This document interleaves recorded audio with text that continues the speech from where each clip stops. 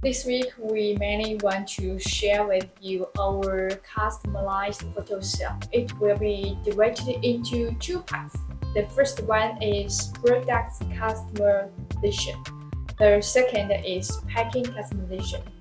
Products customization includes products functional and the logo on the cover.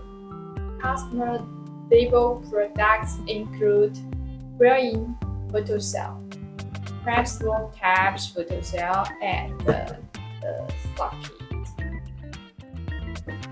Customization for outer packing are mainly for color box, like this one, and the logo printing, and so on.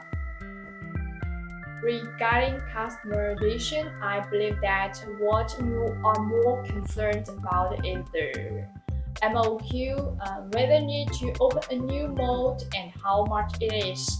We will share it to you one by one in the following video.